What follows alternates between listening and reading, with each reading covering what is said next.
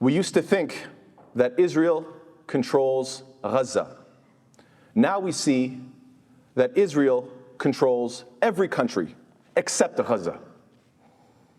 We like to tell ourselves that we have freedom of religion.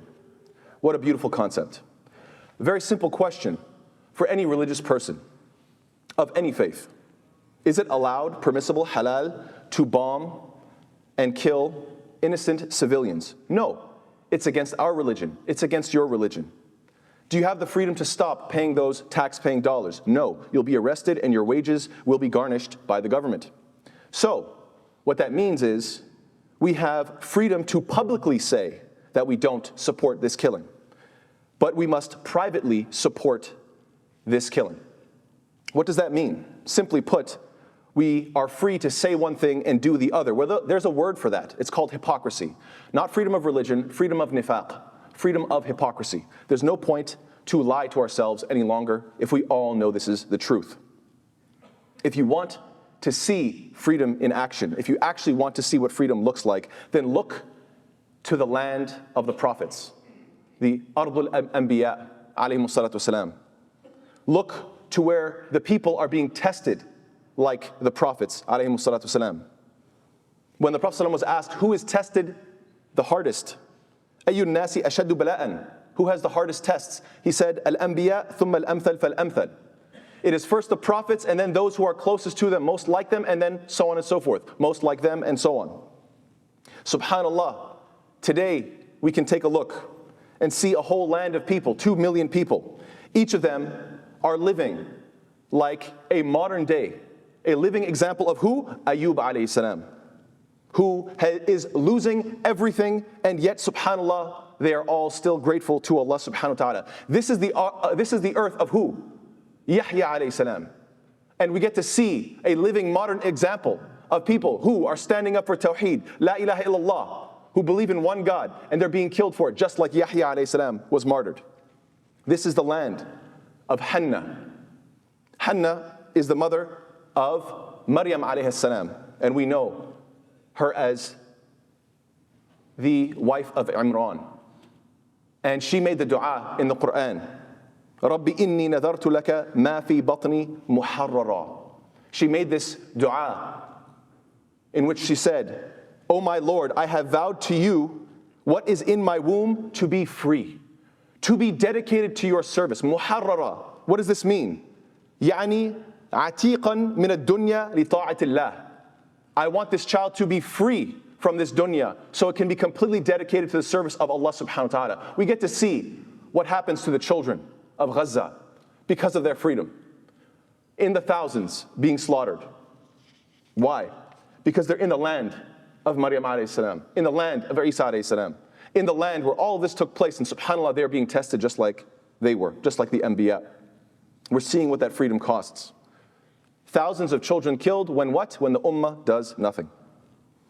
This is the land, subhanAllah, where the Christians will say, oh, this is the land of Jesus and Mary, and they make this a part of their faith and that it has this significance, and yet, subhanAllah, we see such thirst for Muslim blood that in the West, who are claiming to be Christian, they will even pay for the bombing of their own churches, just to make sure that, okay, the churches are collateral damage, no problem, as long as we're getting the Muslims, subhanAllah. This is the state that we are seeing. They can claim that they're Christian. They can even claim, what? That God came to earth as a man, and since he chose to come to earth, he could have chosen any country on planet earth. And subhanAllah, wouldn't you know it, they say he chose Palestine. Isn't that an interesting choice of all the places on earth to show up? If you're going to be God showing up on earth, why Palestine? And even more interestingly, if you can do any miracle you want, why specifically the miracle of healing? Isn't that remarkable? Healing people. And yet, subhanAllah, this country that is claiming to be a Christian nation is doing what? Sponsoring the bombs that are blowing up Christian hospitals that heal people in Palestine. You can't make this stuff up. If there's anything that we can learn from this wretched situation, we should learn something basic that all of us should have already known a long time ago. If somebody can lie about God, they can lie about anything. If someone can lie about God, they can lie about anything, subhanAllah. now that you're witnessing this atrocity with your own eyes, and now that you're listening with your own, I want you to listen with your own ears and remember something you should have known a long time ago. يا أيها الذين آمنوا لا تتخذوا اليهود والنصارى أولياء بعضهم أولياء بعض. O you who have believed, don't take al-Yahud wa Nasara as allies. Why? Because they are only in allyship of one another. Seems year after year Muslims are deluded. Well, maybe if we get them on our side, and maybe if we, it's not going to happen. And you could see it with your own eyes taking place in real time. The believers have one wali, that is Allah subhanahu wa ta'ala. Allah ta'ala is al-wali. Allah ta'ala and al-Nabi sallallahu alayhi wa sallam and al-mu'minun and the believers. These are the ones that we stick to. To any of the Muslims that had any sense of pride or arrogance, look at what I have accomplished, look at my house, look at my fancy car, subhanAllah.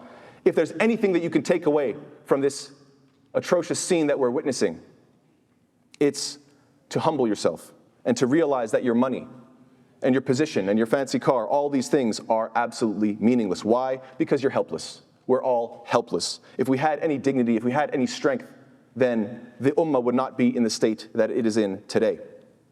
So long as Muslims continue losing across the world, then I'm pretty sure, yeah, we could be pitied and tolerated in this part of the world. That seems to be just fine, as long as we're on the losing end. But the moment that Muslims unite and become any sort of a strong political force that can actually stop an atrocity, then we, I think, in the West will be the first to feel the backlash and to watch all of that tolerance go right out the window. Just like that 6-year-old boy in Chicago, just 3 hours away from us, who was stabbed to death. And his mother was stabbed as well. Why? Because the news was saying, oh, this is a threat. Really, the 6-year-old? SubhanAllah. What will we do? If as Muslims we already are losing our deen, if it is already the case that we are losing our connection to the Quran, how many kids do we produce as hufaz? Why aren't we memorizing the Quran like we should? If we've already lost this desire to be connected to the book of Allah subhanahu wa ta'ala, rather we would what? Memorize the lyrics of different songs and music on the radio.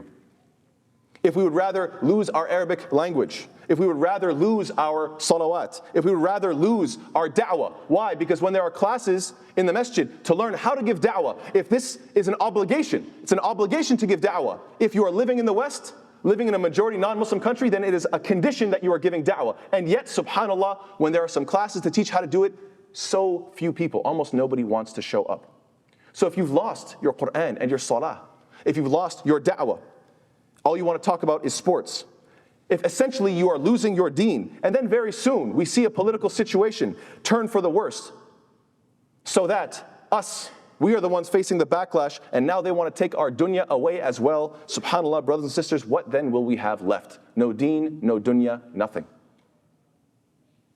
What does this mean?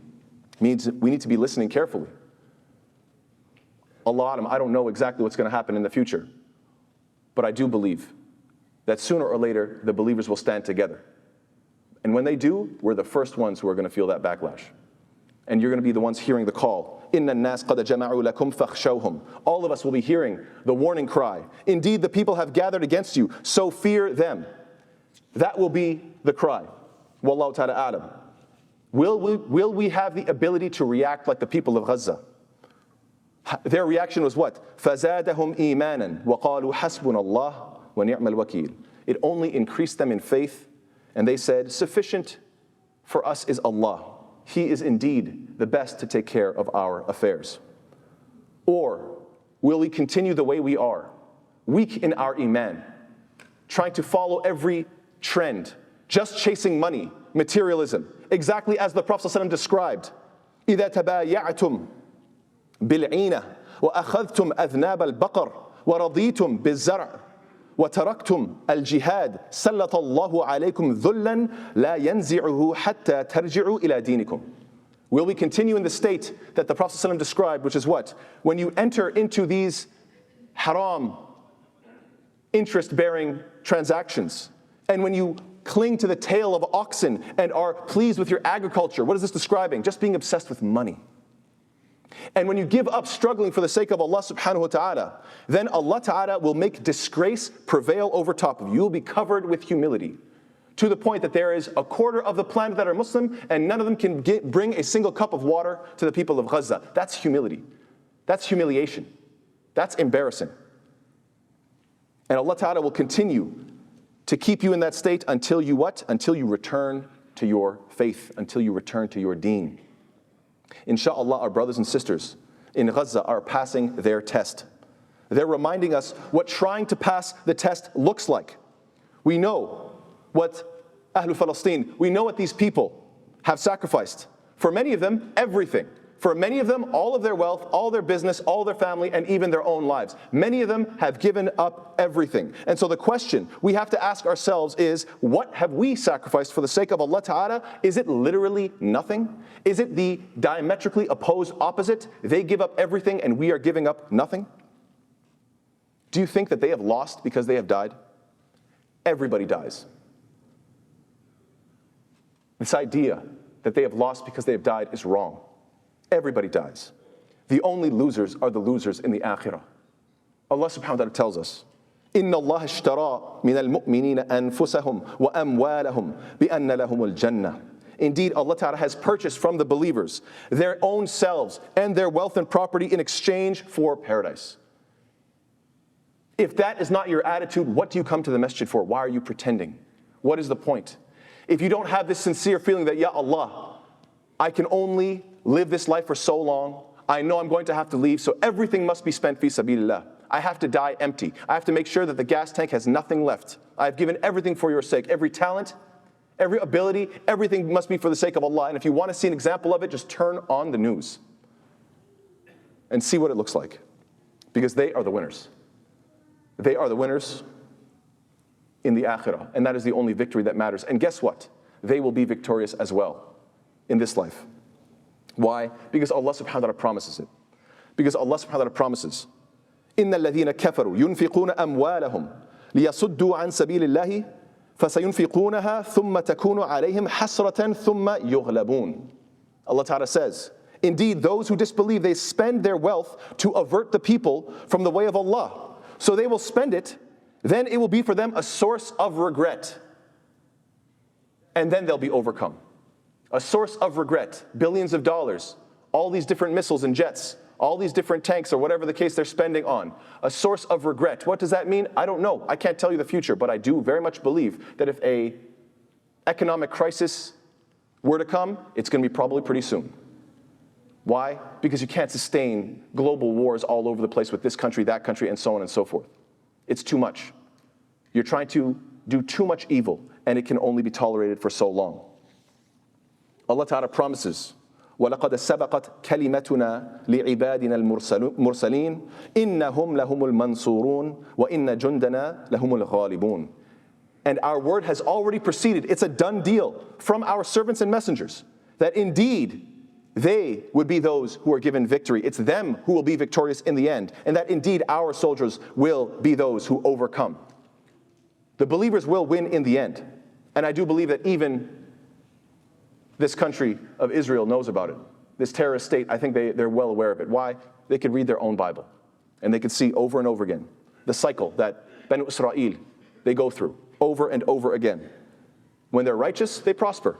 This is, if you look at the Bible, just read the Bible. When they're righteous, they prosper. Their prosperity makes them arrogant. When they become arrogant, they become tyrannical. When they become tyrannical, then Allah Ta'ala puts them in their place and punishes them. This is the story in the Bible, and subhanAllah, Allah Ta'ala mentions this and reminds us of this in Surah Al-Isra, ayat 4 through 8. Allah subhanahu wa ta'ala makes it very clear that it's a promise from Him that when the Israelites commit atrocities, then they'll be punished for it in this life. Allah Ta'ala says it in no uncertain terms, very clear wording. وَإِنْ عُدْتُمْ عُدْنَا. Allah Ta'ala says it very clearly. If you return to that behavior, if you continue doing dhulm and oppression, then we are going to return to punishing you. وَإِنْ عُدْتُمْ عُدْنَا. Allah Ta'ala says it very clearly. So we have firm belief that the victory will come. But what we need to remember is this: there's no victory without righteousness. And inshallah ta'ala, I'll mention and I'll continue this in the second khutbah. Wa sallallahu ala Muhammad wa ala alihi wa sahbihi sallam kathira. Bismillah walhamdulillah wa salatu wa salam ala rasulillah. There is no victory without righteousness. What do I mean by this? Allah Ta'ala mentions 3 times in the Quran, Al-Aqibah lil-Muttaqeen. Al-Aqibah lil-Muttaqeen. The end result the end victory will always be with people of taqwa. Not the Muslimin, just because you have an identity of Islam. Muttaqeen, people of taqwa, people who actually have the ability to withhold from their base desires and say, you know what, that's enough. I don't have to keep on chasing dunya just because it's in front of me. I don't need that. I have enough taqwa to recognize that the akhirah, that the next life, is the most important. Allah Ta'ala doesn't give victory to the believers when they're abandoning their deen. It doesn't work like that. Muslims are always wondering, what should we do? What should we do? The same thing that has given us victory every single time throughout history. Hold on to your deen.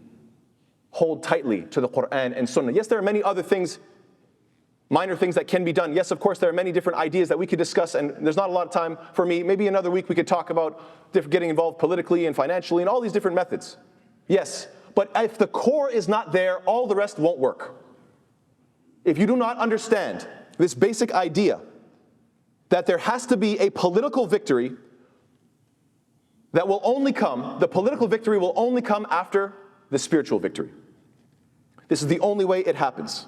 Allah Ta'ala does not give victory to the believers when they've abandoned their deen. Rather, the political victory only comes after the spiritual one.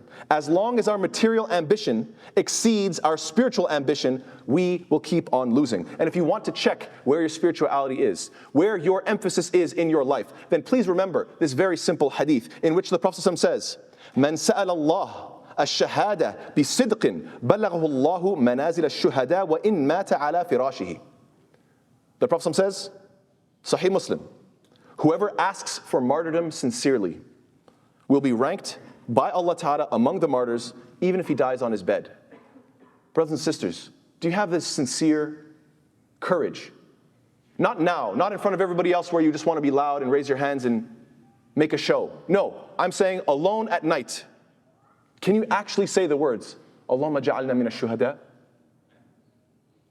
Can you say those words? Because if every Muslim could say those words sincerely, this problem would not be a problem. It's that simple. If every single believer could say, Allahumma ja'alna min ash-shuhada. If every time you saw on the news people dying for the sake of their deen, you said, Ya Allah, why them and not me? If that was there, this whole situation would not exist.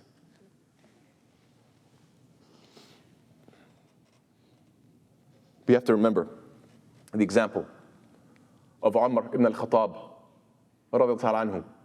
who said what? Imagine, richer than any of us could imagine, more powerful than any of us could imagine, when he was the Khalifa of the believers, when he had just conquered Rome and Persia, and he had the whole world at his feet. Was he thinking about just more dunya? No. What was he thinking about? He was making the dua, Allahumma rzuqni shahadatan fi sabilik. Oh Allah, let me die as a martyr in your path. I'm done with this life. Imagine when you have all the power that the world has to offer, and all you could think of is what? Ya Allah, I just want a good death. If the ummah had this attitude, instead of being so pleased with whatever little thing you have, oh look at me, I have a car or a house, whatever the case may be. If we had this attitude, this whole mess would not be in existence. We need to remember the example of the Sahabi, Haram ibn Milhan, who, when he was on an expedition and he was stabbed through his back and the spear came out through his front, what was his reaction? Fuztu wa Rabbil Kaaba. His words were what? I swear by the Lord of the Kaaba, I won. I did it. I can finally leave and be done with this test and meet my Lord in the right way. This attitude, if it exists, everything else doesn't matter. Imam Malik rahimahullah said what? لَنْ يَصْلُحَ آخِرُ هَذِهِ الْأُمَّةِ إِلَّا بِمَا صَلَحَ بِهِ أَوَّلُهَا. The later part of this ummah will not be fixed except by what fixed the earlier part. What happened at the beginning, you have to go back to your deen. That willingness to face the enemy, the willingness to say, if anybody's going to get hurt, I want to be on the front. That is the only thing that will give victory to this ummah. Is there anything more embarrassing, brothers and sisters? Is there anything more disgraceful? Is there anything more repulsive than when we see an elderly Muslim man who is still clinging to this dunya, His body is falling apart. He is sick and withering away. And yet all he can think about is, oh, my stocks went up, oh, my stocks went down. He's still thinking about, oh, I just got to make a little investment here. I just got to make a little investment there. SubhanAllah, invest in your akhirah. What are you doing? You already have one foot in the grave. Why are you like a drug addict, like a junkie? I just need one more hit. I just need one more big payoff. I just need to make a little bit more money. I promise this is the last one. No, next year I'll be good. I'll just give me a little bit more time. Next year I'll be righteous. I'll get serious about Quran. I'll start coming to the masjid more frequently. Just give me a little bit more time. You sound like a crackhead. You sound like a junkie. And you're so obsessed with this dunya and you're so elderly. What are you doing? It is embarrassing. Even if you are to make an extra couple of millions, then what?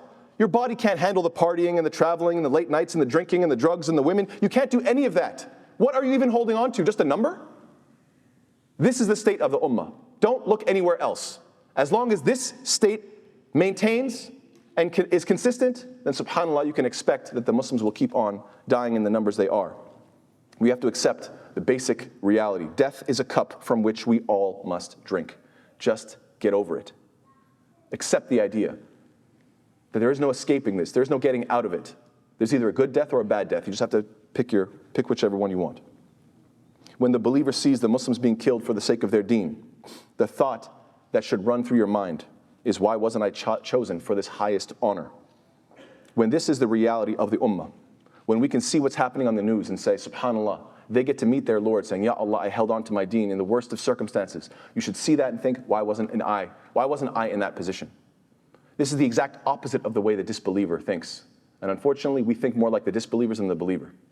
That's how Islam reverses and makes you see the world with a completely different lens. And that's exactly what we are missing. It's that simple. The people of Gaza remind us what perseverance really looks like. And it looks nothing like us. May Allah Ta'ala bless them, and may Allah forgive us. Never forget what they're fighting for. This isn't some racial issue. This isn't about money.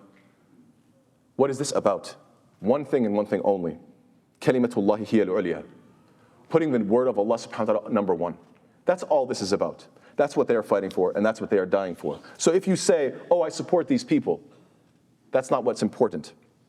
What's important is that they are dying to make Allah's word above all else. So if you're not doing that every day, if you're not picking up the mushaf and memorizing and studying every day, if you're not applying this Quran in your life every day, then don't think you're part of the solution. You're part of the problem. You're not on the winning side. You're on the losing side. May Allah Ta'ala make us of those who are winners. Allahumma aghfir lana dhunubana wa israfana fi amrina wa thabbit aqdamana wansurna ala man adana wansurna ala al-qawm al-kafirin. Allahumma ansur al-islam wa a'izz al-muslimin. Allahumma ansur al-islam wa a'izz al-muslimin wa adhill ash-shirka wal-mushrikeen wa dammir a'da'aka a'da' ad-din. Allahumma ansur ikhwanana fi Palestine. Allahumma ansur ikhwanana fi Palestine. Allahumma ansur ikhwanana fi Gaza. اللهم إنا نسألك عيش السعداء اللهم إنا نسألك عيش السعداء وموت الشهداء اللهم إنا نسألك عيش السعداء وموت الشهداء آمين يا رب العالمين اللهم اهدنا فيمن هديت وعافنا فيمن عافيت وتولنا فيمن توليت وبارك لنا فيما أعطيت وقنا شر ما قضيت فإنك تقضي ولا يقضى عليك إنه لا يذل من وليت ولا يعز من عاديت تباركت ربنا وتعاليت ربنا آتنا في الدنيا حسنة وفي الآخرة حسنة وقنا عذاب النار وصلى الله على سيدنا محمد وعلى آله وصحبه وسلم تسليما كثيرا واقم الصلاة.